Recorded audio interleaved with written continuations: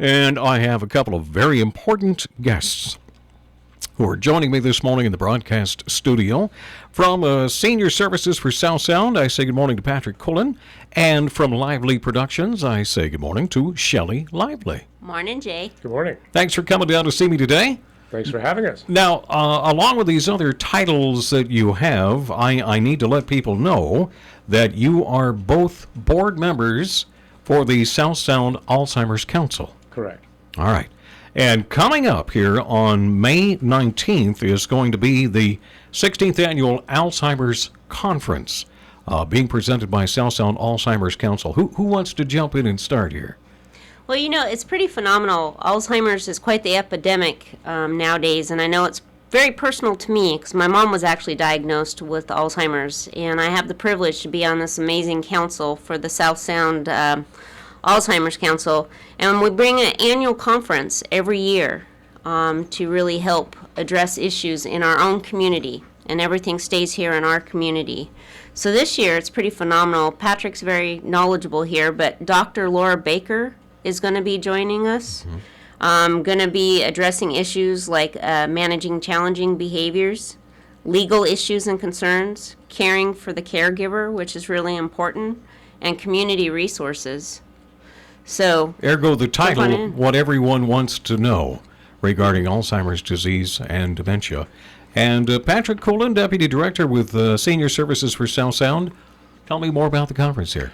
Well, as you said, it's the 16th conference that we're having here, and it's designed locally. It's something that's designed for people who have, usually people that have a family member or a caregiver with somebody that has dementia and Alzheimer's in specific. And it's a great opportunity for people to come and learn about the disease and learn about dementia and look at protocols and strategies that are being developed and the research that's being developed and actually develop support for each other when dealing with the disease. We've seen a growth in Alzheimer's worldwide.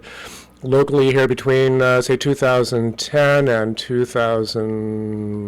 2000, we've probably had an increase in the population of the state of Washington from 83,000 plus cases of Alzheimer's to over 110,000. So it's been about a 30% increase. And as the population grows, we will see that increase quite a bit more.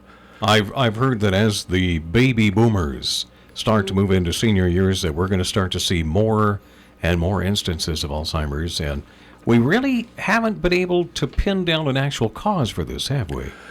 There's been no specific cause, and another good thing about coming to the conference is you can listen to some of the basic research that tells you what's true and what's not true. There's a lot of rumors, there's a lot of speculation, but you're absolutely right. The frustrating and insidious thing about it is that we don't know what the cause or causes are.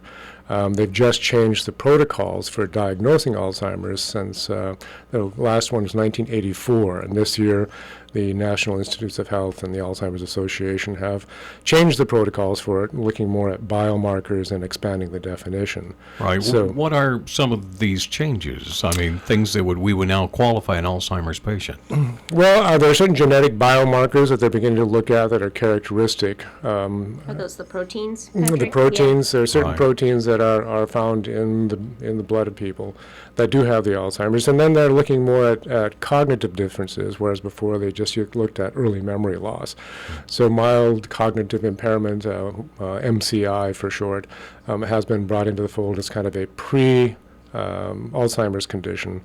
It's very frustrating because there's types of MCI without dementia, and there are MCIs, they plateau out, and then there are MCIs that actually lead into Alzheimer's. So describe MCI to the basic layman so that all of us can... Mild cognitive impairment is looking at people that are having difficulty making decisions. They have trouble at work, they have trouble remembering things. It's different than losing your car keys.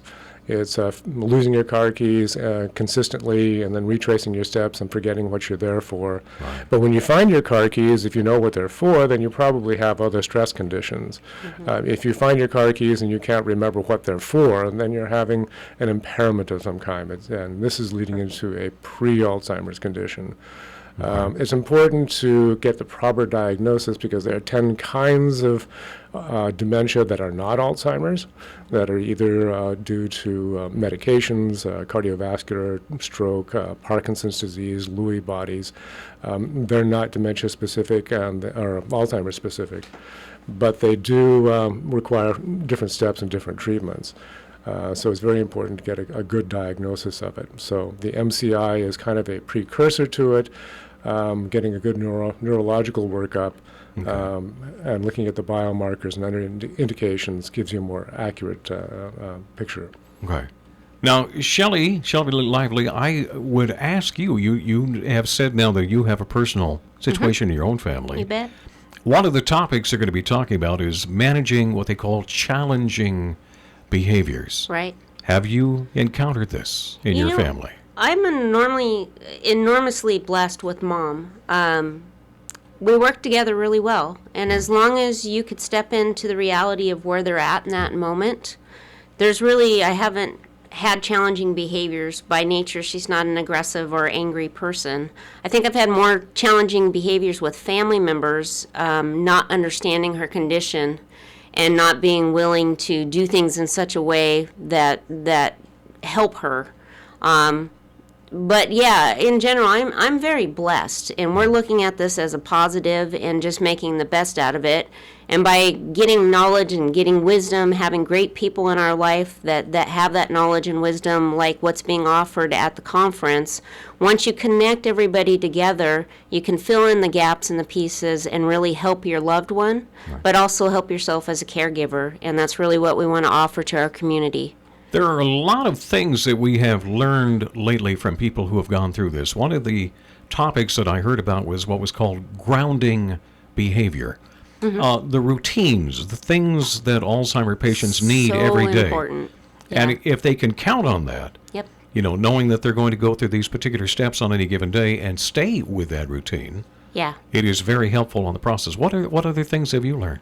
That is the biggest thing right there is the routine. If everything can be the same, if everything can be normal and they can count on the same thing every day, for us, we adapt and change. If there's something she begins to forget, for example, we've hung a board on her door of where we can write specifically, what it is for the day and the time, and then we do calendar organization. We've hung hooks with labels on it. So you just have to modify with each changing, and it's ever changing. You get to, the privilege of the disease is you get to meet somebody new every day. Right. And if you can look at it from that perspective that, hey, you get to introduce yourself every day and have that blessing with that person and getting to know them where they're at that moment. Hi. If you're just joining us this morning, we're talking with Shelley Lively and Patrick Coolin, who are with the South Sound Alzheimer's Council. And Patrick, I would ask you back to the microphone here again this morning. Let's talk a little bit about some of the legal issues and concerns. There comes a point with caregivers when they realize that when it comes to money and medical decisions and things like that, I mean, how do you deal with that? Yeah, it's very important to deal with the legal aspects of it, and we'll have an attorney there who'll be able to talk to this elder care attorney.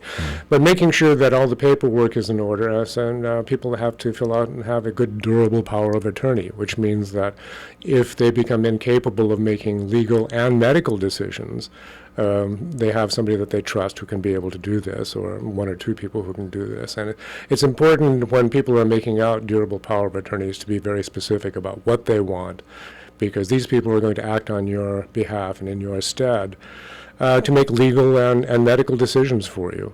Putting your finances in order, maybe even looking into a guardianship or a trust that will look after these things. It's important to deal with these as early as possible, which is why early detection and early identification is so important. Because there will come a time when people who have dementia or Alzheimer's are not able to make those decisions, their choices. If it happens to me, my wife and I have made out our durable power of attorney. We have our last wills and testaments. We have all of our things made out so that if something happens to the other, we know that our wishes are going to be carried out. And it does make sense to do it sooner Absolutely. than later. All right. Yeah, when we first started seeing the signs of it over 3 years ago, Mom and I went and took care of that. So power of attorney is so important, and finding a lawyer that actually knows what they're doing. Okay.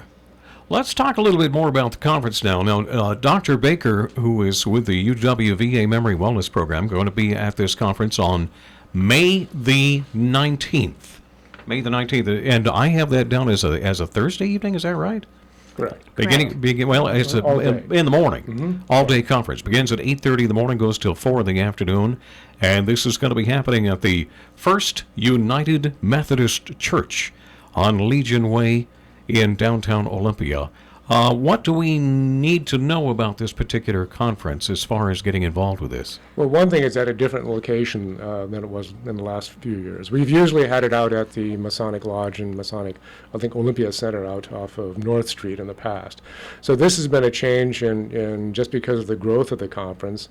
It has a lot better parking and that sort of thing. So one of the big things is that it's going to be at the United Methodist Church as opposed to there. And to register, which is really important because we want you all to come out, you can call 360-493-7768. Again, it's 493-7768. And you're asking for a suggested donation of around $20 to help fund events, and Yeah, well, actually, that's primarily, we're also providing lunch. So a $20 donation is recommended. We got a really good lunch coming. And when you register, they'll give you all those details. and this is for the 16th annual Alzheimer's Conference, again, May 19th.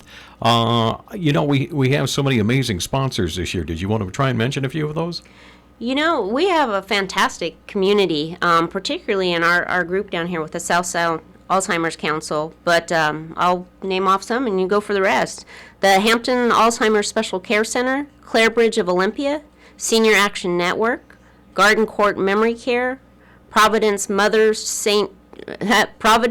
Joseph Care Center. Yes, they're also Providence St. Peter's Hospital and Providence Sound Home Care and Hospice.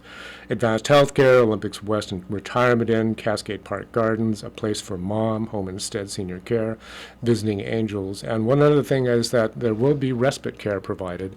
If someone who is taking care of someone with dementia, the STARS program, that Services to At-Risk Seniors through Senior Services, is making respite care available on-site or at the senior center so people can attend. Okay. If they're a caregiver, then we can help them actually take part. Yeah, and when you register, they can give you all of those details and how to set all of that up. But Patrick and his program down there, they've generously offered to actually provide that service for the day so that caregivers can attend. All right. And I thought if you can't afford it, it's a suggested donation. You're more than welcome to come. All the monies that we collect from that go to putting on this conference on a yearly basis, and anything else goes into services in the community to help people do assessments and consults with dementia and Alzheimer's. And Jay, if I may say really quick, all the money that in this council stays in this community. It does not leave. Everything stays here. Okay, and I thought I would ask finally this morning to have you share with us that there are a lot of resources available right now. People that are in this situation or just beginning may not understand just how much service is available out there to help people with Alzheimer's patients. Well, I certainly didn't. We got a diagnosis and the doctor just kind of wrote us off that, that's it, she has Alzheimer's. And I said, well, this just isn't acceptable. I'm not going to just let this go. So I started meeting people in our community, getting her connected, and there's phenomenal resources. Patrick can share some of them right off the bat. Yeah, being deputy director for South Sound Seniors, I imagine you'd have a lot of things available there, yeah? We have quite a few things through senior services. We have, as I said, the STARS program, which is an adult daycare program. We have our own in-home care service, the Care Connection. But we also do Meals on Wheels and nutrition programs. The wonderful thing about South Sound, the South Sound area, Mason County, Thurston County, even Lewis County, is that there are a lot of resources if you can learn to tap into them. And if you are just curious about the situation or worried about the situation, certainly you can contact us at the Senior Center in Olympia or Lacey, or you can contact the Lewis Mason County Area Agency on Aging.